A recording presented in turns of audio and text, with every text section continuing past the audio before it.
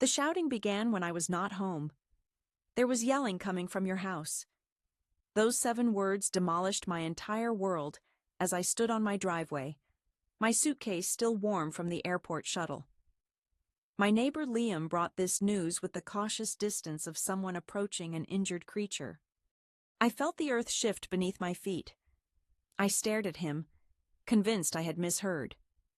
The house behind me, my refuge, my hard-earned peace of calm, now stood quiet, revealing nothing about what had supposedly taken place inside. "That cannot be," I said, my voice surprisingly composed. "I have been away for 2 weeks." But Liam just stared at me with that mix of worry and doubt that makes your stomach fall like an elevator with severed cables. "I am not paranoid. I am careful. There is a difference. My home is secured like a fortress. Deadbolt, double cylinder, keypad lock, all of it. Not because I expect catastrophe, but because I have spent my life learning that boundaries are made to be broken, especially by those who say they love you the most. I am a consultant, one of those people with an impressive-sounding job title and a perpetually packed suitcase. I spend half my life solving other people's problems, and the other half returning to an empty house where the only welcome is tired old leftovers and unopened bills stuck to the fridge by a magnet that says, "Live, laugh, love," in fake cursive. Someone's idea of a housewarming present. It was not my doing. I had just come back from Denver, after 14 straight days filled with non-stop meetings where I forced smiles until my face ached and nodded until my neck was sore. What I longed for was a shower hot enough to burn away the memories of airport snacks and hotel rooms marked with odd stains. Instead, I was faced with a mystery that would challenge every ounce of trust I had ever placed in my family. Liam shifted his stance, the concrete driveway suddenly feeling too cramped for the weight of this conversation. "Listen," he said in a lowered tone. Even though we were alone, people kept coming and going, different faces. And then there was the yelling. He stopped, searching for the right words. It wasn't normal. It wasn't lighthearted. It felt like someone was suffering. The shiver that ran down my spine had nothing to do with the cool autumn air. "When exactly?" I asked, gripping my keys tightly in my palm. "A few nights ago, close to midnight, and before that too." His gaze flickered toward my house, then back to me. Not the first time either. It had happened back in March, then again in June. I remember because it fell on the night before my daughter's dance recital. I nodded without thinking, already running through my calendar in my mind. March 10th in Atlanta, June 2nd in Denver. Each incident occurred hundreds of miles apart. "Thanks," I muttered, before retreating inside, triple locking the door behind me. That was when things began to feel off. The hallway mirror was cleaner than I remembered, and the wooden floors shone as if someone had polished them by hand on their knees. And upstairs, my bed was not merely made. It looked like something from a luxury hotel. Sharp edges folded with military precision, pillows positioned with mathematical exactness, and the blanket turned back in such a perfect angle, it seemed like a staged Pinterest moment.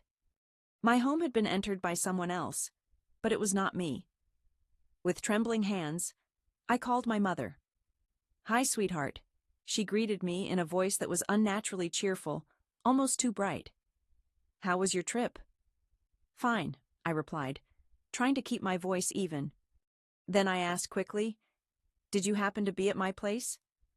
There was a tiny pause, nearly invisible if you weren't paying close attention. "Oh, I stopped by to water the plants. You really should have left better instructions for the orchids, though. I had to make it up as I went," she said. My throat tightened. "And you made my bed?" I asked. She laughed. That perfect mother's laugh that somehow makes you feel foolish for asking what seems like a simple question. "Well, someone had to. You left it untidy." I closed my eyes and silently counted to 3. "Mom, I told you not to." "Oh, come on." I did not touch anything else.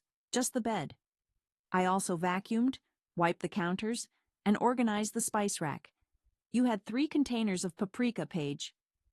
Then she asked, "You did not bring anyone with you, did you?" That question felt like swallowing broken glass. Of course not. Why would I bring anyone? Don't be silly. The lie hung between us, familiar in its shape and weight. I did not argue, not because I believed her, but because 20 years of experience taught me that confronting my mother's falsehoods was pointless.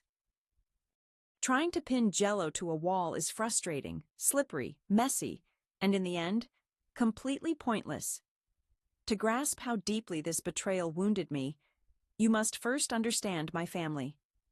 My parents were true hippies, not the Instagram-friendly type with homemade granola and trendy yoga mats. I mean genuine free love, living in communes, with drug experiences they still talk about like seasoned veterans. My mother wore batik shawls and spoke about energy shifts until she became pregnant with me and reluctantly gave it all up for a shipping office job in a small 2-bedroom house in the suburbs. They never fully forgave me for that, for being the reason they had to grow up and become responsible. As I grew up, traces of their old lifestyle surrounded me everywhere. Tundra books were tucked between unpaid bills, incense holders sat next to tax forms, and dream catchers hung over the guest room bed that nobody was allowed to use. And of course, there was their unwavering philosophy. My parents believed in sharing. It sounds wonderful, right? But in reality, sharing meant only one thing.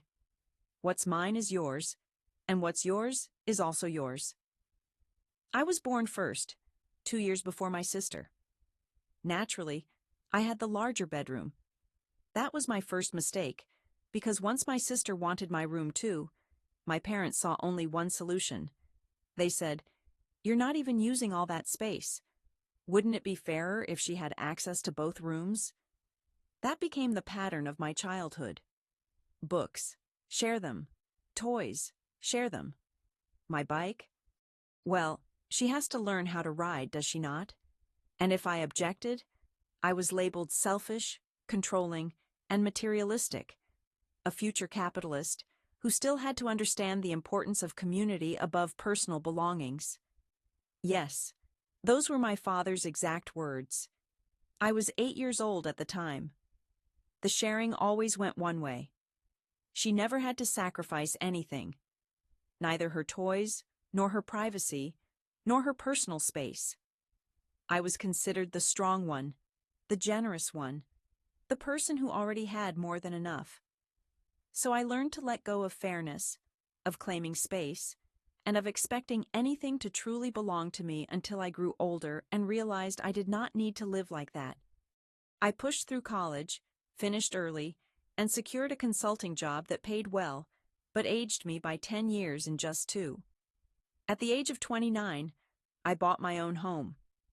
It was not a mansion, but a solid place with 3 bedrooms, a small yard, and plenty of natural light.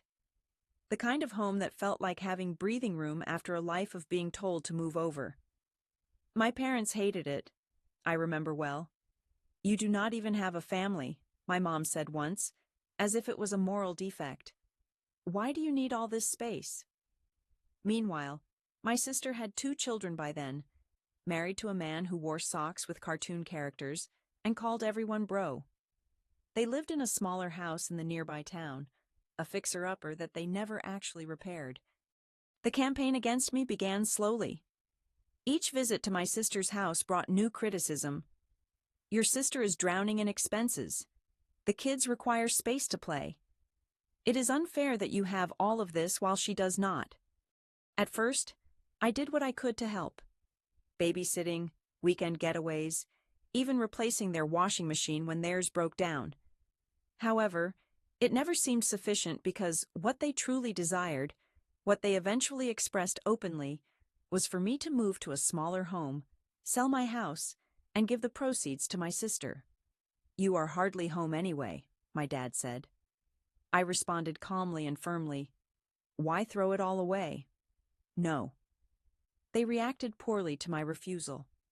For several months, the atmosphere was cold and tense, filled with curt replies and family chats. Then unexpectedly, my mother reached out. She said, "I have been thinking about your orchids and would gladly water them when you travel." That was just the beginning. It started with watering plants then. I noticed the rug needed vacuuming, so I took care of it. Then came, "You truly should declutter your entryway." I tidied a bit while I was there. Things became stranger. One day I returned home to find my spice rack rearranged alphabetically, not in English but in Latin. Another time, the kitchen table was wiped clean and set with placemats I did not own. When I asked her to stop, she said cleaning was her new passion. "I have been watching organizing tutorials," she explained. That somehow accounted for my laundry folded into origami animals. I did not push back more because, and I hate to admit this, part of me was simply relieved she was talking to me again, that I had not been cast away entirely for refusing to ruin myself for the sake of sibling fairness. But something kept bothering me. Her interest in cleaning started around the same time my sister upgraded to a larger house, one that had a backyard, a walk-in closet, and a mortgage she clearly could not afford on her own. I remember casually asking how they managed it. My sister simply smiled and said, "We had help." From whom? She never gave an answer, and I did not press her because deep down I sensed that digging further would expose something I could not ignore. I just had no idea how serious it was. After Liam's confession, I couldn't get any rest. I lay in that flawlessly made bed, staring up at the ceiling, picturing strangers wandering through my home while I was away. The sense of violation was almost physical, as if someone had reached inside me and rearranged my organs. I did not want to be the person who sets up hidden cameras in their own house.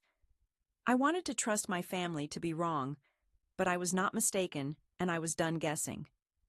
My next business trip was already planned. Boise, 3 days, a rollout meeting with an overseas team.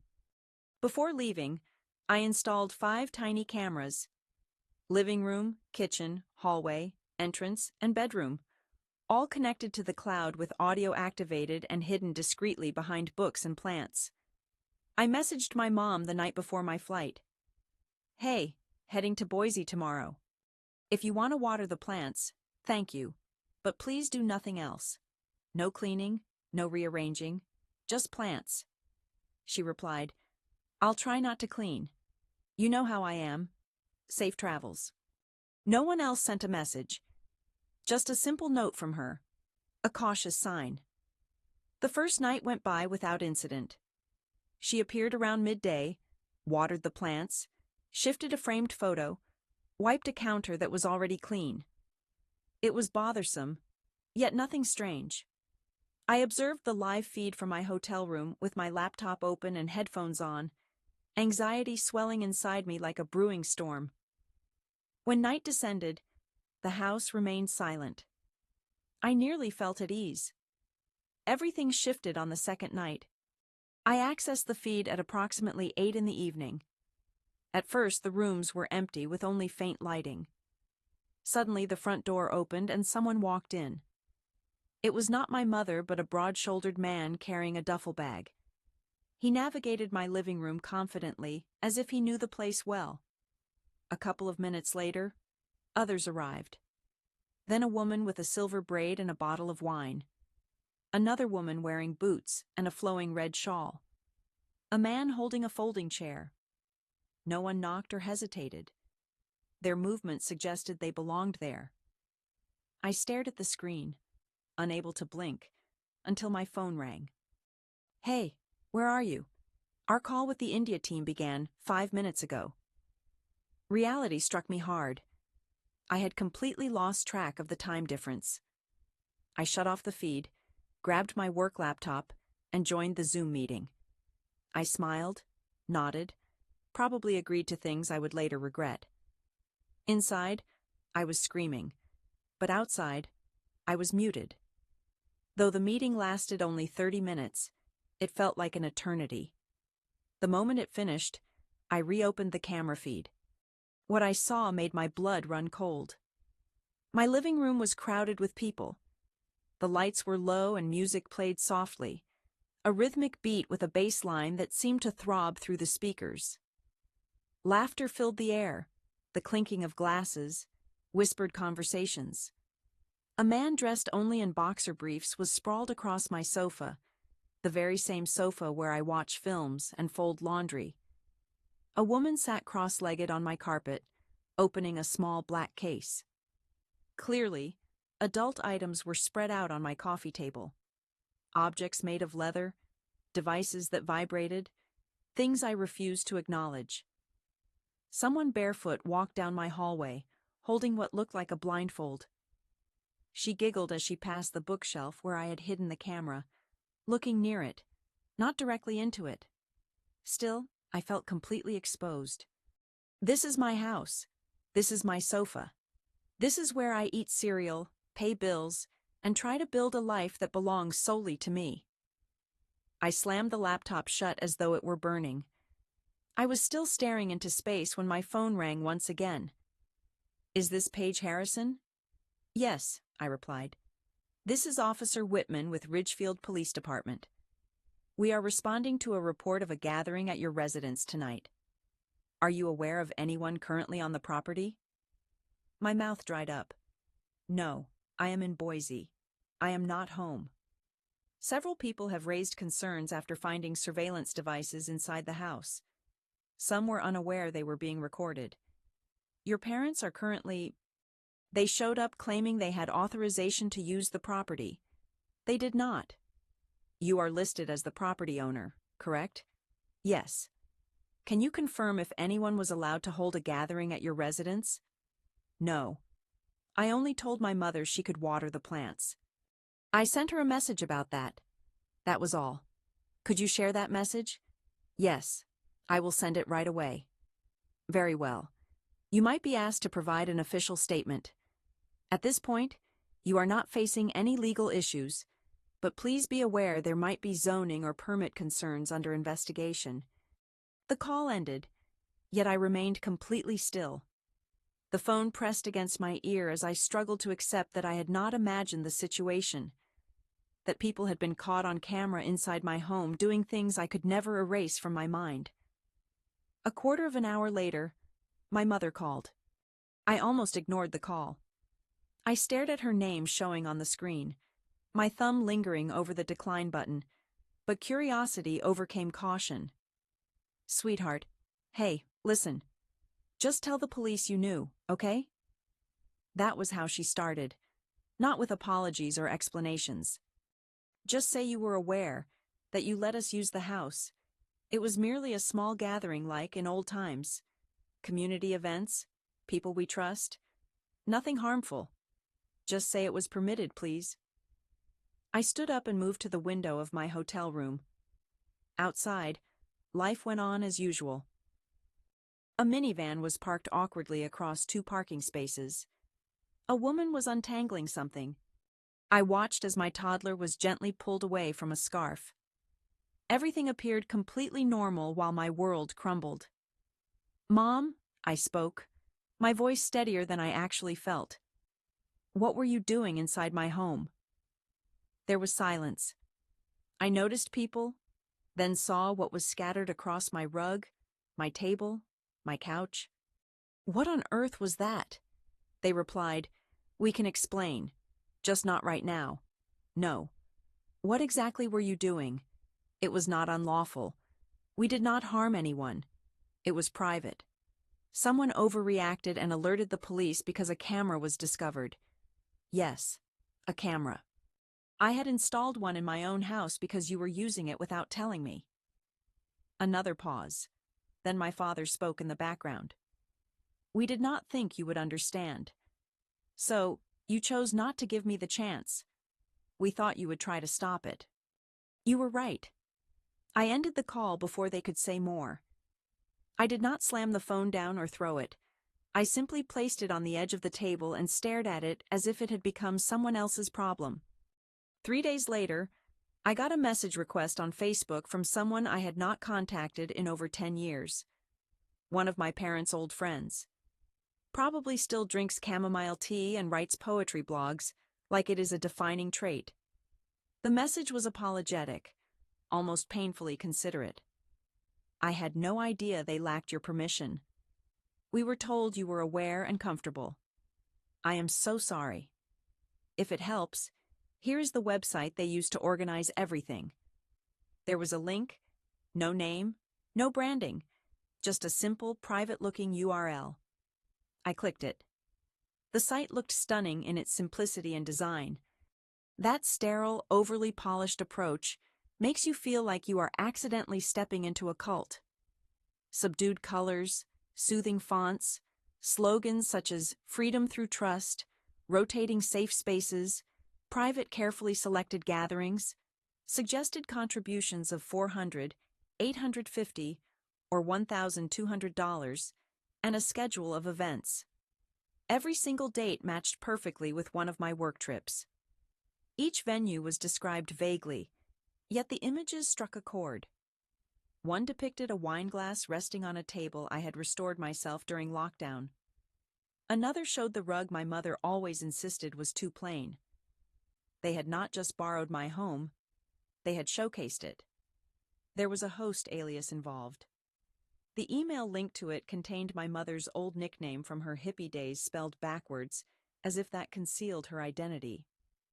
I shut the laptop not out of anger or shock, but with finality. They arrived 4 days later.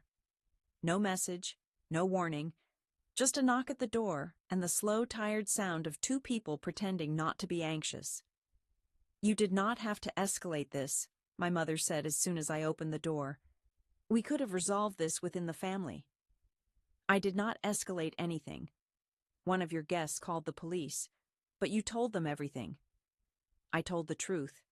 "We were trying to support your sister. She needed help. You refused when she required a larger home. I do not think that justified her intrusion into mine." "We could not use our own," my father added. "People know us there. Yours was neutral." "Neutral," I repeated. "That is who I am now. Neutral. Most of the time you were not there. The house appeared empty. It was not really empty. It belonged to me." They did not answer. They departed with the same silence they brought along. The aftermath was not noisy. It was far more painful than that. Violations of licensing, complaints about zoning, an order from the city to stop and refrain, a letter from the tax authorities questioning unreported earnings. One of the visitors filed a lawsuit against them for emotional harm and invasion of privacy. They did not end up in jail, but they suffered financially and socially in a silent way. The website was taken down. The network went offline. All the people they used to meet with stopped returning calls. The last one to call was my sister. "I hope you are content." "Excuse me?" "They were trying to support me. Now Finn and I must relocate. They can no longer assist with the mortgage." "So you hold me responsible?" "You did not have to go to such extremes. You could have protected them. They used my home without asking. They claimed they did it for me. No, they acted without permission. They did not consult me. Nor did they ask you, right?" The quiet response on the other side told me everything I needed to understand. I sold the house. Did not advertise it publicly. Did not inform anyone. Simply hired a real estate agent. Gathered my things. Signed the documents. The new place is smaller, quieter, and further away. It smells like fresh paint and freedom from others' decisions. I did not hide a key under the doormat. I did not give anyone a copy. They tried calling once, maybe twice. No voicemails, only missed calls that I let remain unanswered. In time, they faded away. There was no dramatic conclusion, no desperate apology, just a silent agreement between two people who understand when something has ended but are unwilling to say it outright. We did not have a fallout. We simply stopped acting like we were still connected. They expected me to shield them, and I believed they would protect me. In the end, we were both mistaken. Sometimes I question if I reacted too much. Other moments, I wonder if I did not react enough. Mostly my mind drifts to boundaries and how they are not barriers designed to push others away, but pillars built to hold yourself upright. My home no longer bursts with noise. Instead, it has grown quiet, filled only with my own decisions, my own chaos, and my personal idea of what a home should feel like. And for the very first time in my life, when I lock the door behind me, I am certain who holds the keys. Thank you for listening, and if this story resonated with you, please share it with those who might be learning to create their own boundaries. Remember to leave a comment and subscribe for more tales about finding your voice when those closest to you try to silence it. Sometimes the toughest limits we set are the ones that ultimately free us.